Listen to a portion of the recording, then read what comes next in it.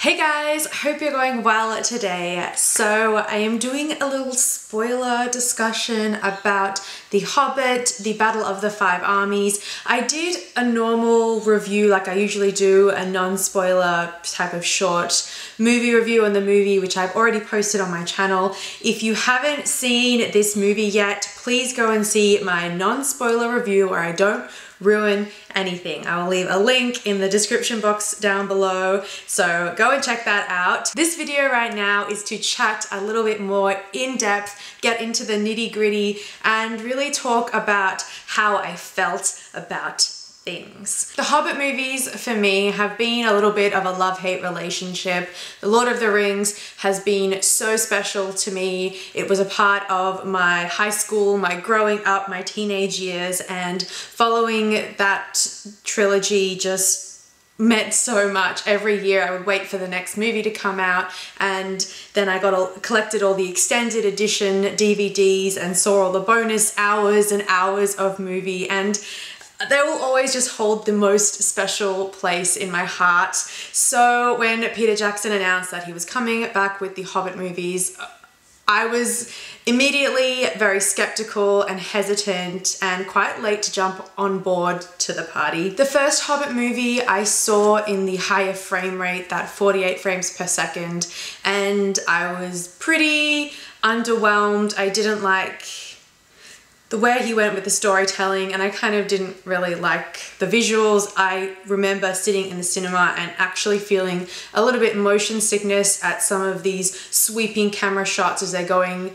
the dwarves are escaping from the Goblin King, and the camera's kind of swooping under bridges and around, and it kind of gave that bit of a roller coaster effect. And then I was very, very skeptical when it came to the second movie, The Desolation of Smaug. I didn't really see how they were going to turn it around, but of course I went back because I love Middle-earth. I love the world. Martin Freeman as Bilbo Baggins was just the most incredible casting choice, and then Benedict Cumberbatch of Smaug just really put the icing on the cake and was the main draw card for me returning with an open mind, I think, and just enjoying the experience for what it was. The second movie was definitely better for me. I thought there was more fun, less of the dwarf nonsense, which, you know, I don't mind a little bit of that comic relief, I suppose, but I just thought it kind of fell flat overall. In the Mirkwood Forest with Thranduil, when he captures the dwarves, won't let them go, and Bilbo, and they escape down the lake, and Legolas has these like killer moves and they're all going down the lake in barrels. That was pretty spectacular. That was something I definitely had not seen before,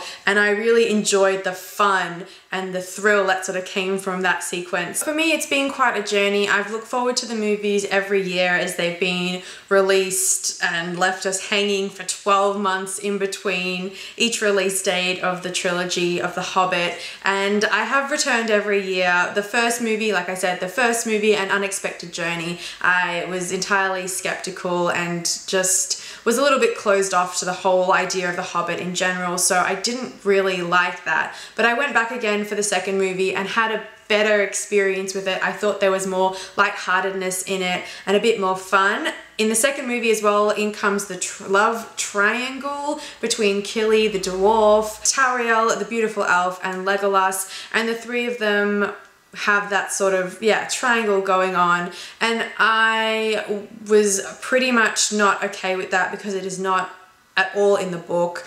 I was open to the idea of Legolas coming into this movie because I think he's a great character, and then I understand how they wanted to sort of tie him in from the Lord of the Rings and make that tie over into the Hobbit and kind of make it a more seamless join, and look, that was fine. But then with the love triangle and that not having anything to do with the book, I was not really okay with that. I really want to talk about the third movie because that's what we're here to talk about. The third movie, I'm going to start off by saying I thought the love triangle was much better addressed. They didn't really overplay it. You've got that beginning interaction where Killy gives Tauriel that sort of promise stone that talisman of his and gives it to her, and sort of as a promise and his love for her. And that was really sweet. I thought it was so cute how he's like, you know, he's so much shorter than her and he's looking up at her and he tells her that, you know, he's not afraid of his feelings for her, and she's quite undecided at that point. And then Legolas is standing all stern behind them, kind of looking on with a bit of a I rarely do spoiler talks, and I feel so weird saying, like, talking spoilery, because I'm just so nervous. My worst fear is to spoil movies for other people, so I feel so weird talking about spoilers. But at the end, when Killy is killed, oh my goodness, I did not see it coming at all because it's not in the book, so definitely didn't see that coming. I was pretty shocked.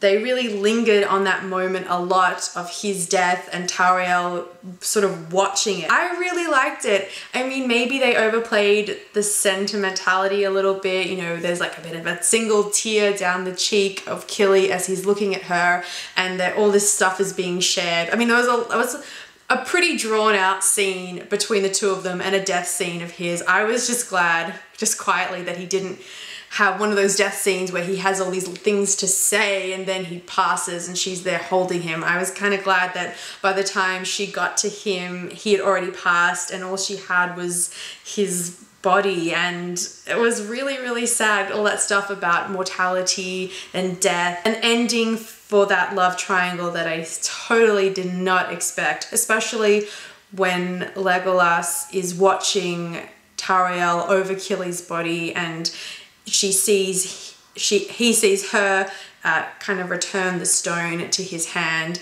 and that's when Legolas realizes that his relationship with Tauriel will never be the same. Like, that's the moment. All the other things that happened before that, that was the defining moment when he realized that it was never going to work between the two of them, and that's when he decides he has to leave to make his own path and make his own way. To wrap my point up, I thought that the love triangle was quite well handled and not at all cheesy and overdone, so I was totally there, and that is saying a lot considering in the second movie I was like, no.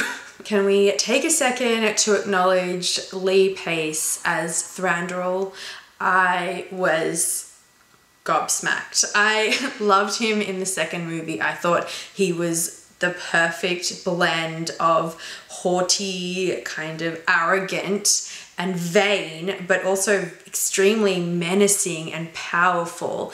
And in this movie, the third movie, he was just magnificent. I just couldn't stop staring at him, and the fact that he, as an elf, and his long, like, glorious blonde hair and his beautiful clothes, just the way he held himself, I every bit believed that he was this eternal, immortal, royal being, that he was willing to risk everything in order to obtain these precious jewels made of starlight that were really like important antiques of his kinsmen. Like, the fact that he was willing to sacrifice everything in order to get those jewels back because he felt like he had a right. You know, it was his entitlement and his right, and that just played back on how kind of vain a person he was. And again, about the immortality of elves. Him on the elk, as he came in, as they introduced him in the third movie, I was like, oh my god. In the battle towards the end, when the elk got killed, I was like, no! So speaking of characters that really stood out to me in this movie being Thranduil, and then of course Thorin Oakenshield, did the best in this movie since I've seen him. In the first movie, I was like, no, I am not into Thorin as a leading character at all. In the second movie, I could start to see a bit of a darker side kind of cloud over him a little bit, and he became more interesting in his sort of really brash ways and selfishness that sort of started to creep in. And then in this third movie, him and his gold sickness just overwhelming him and eating away at his core, driving him mad, was a lot more interesting.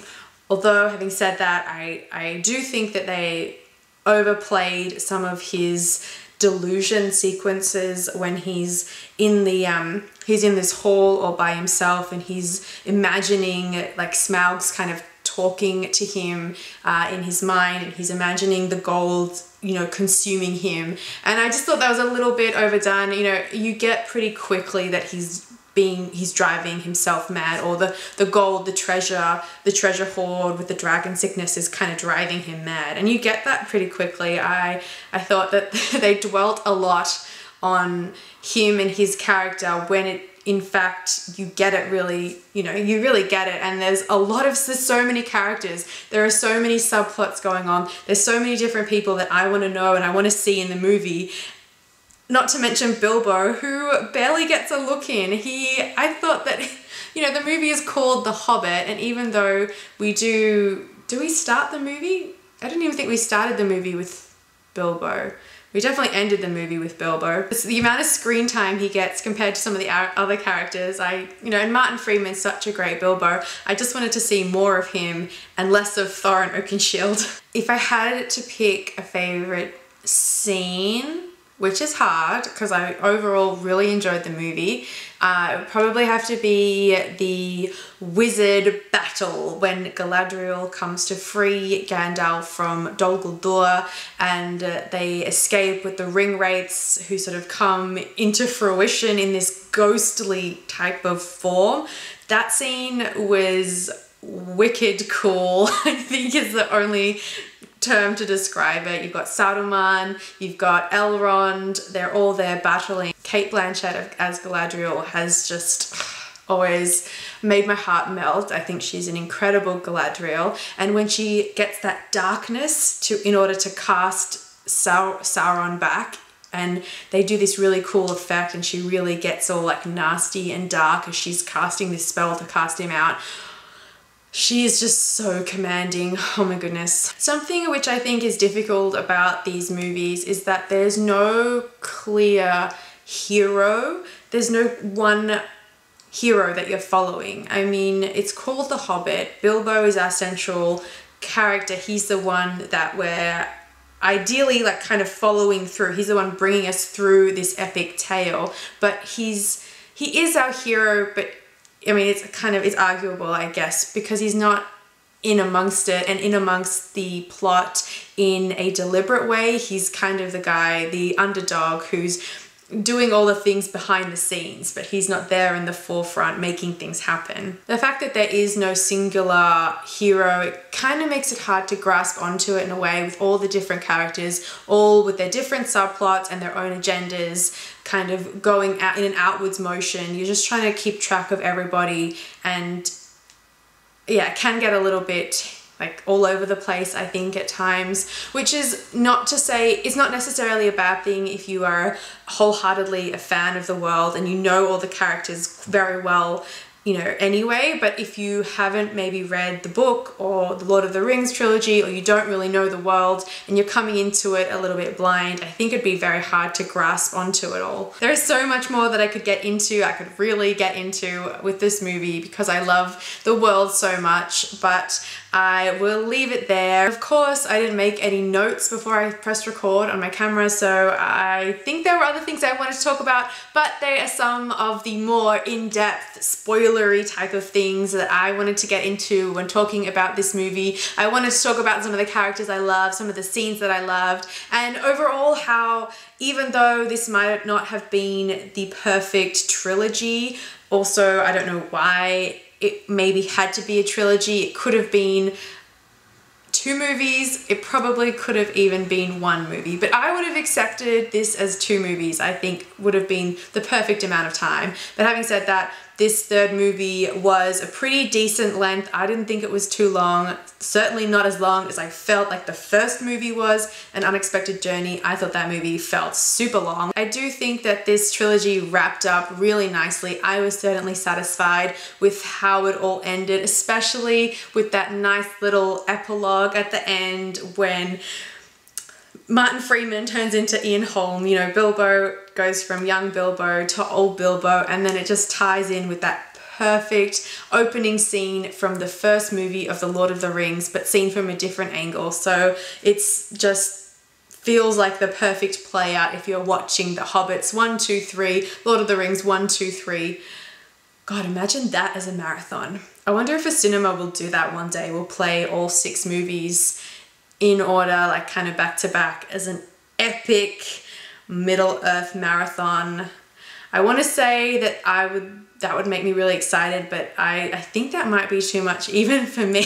No, I'm joking. Who am I kidding? I would be there. I would be the first one to buy a ticket. Cool, so there's some of my thoughts on the Hobbit trilogy in general, more specifically the Hobbit, the Battle of the Five Armies. Thank you so much for watching, guys. Make sure you leave me comments in the comment section down below. I would love to hear your thoughts on this movie, and you can be more spoiler specific. I'll put lots of spoiler warnings everywhere, so people who haven't seen the movie don't get spoiled. Thank you so much for watching. Make sure you subscribe to my channel. Keep up to date with my other movie reviews. I will talk to you guys soon. Bye.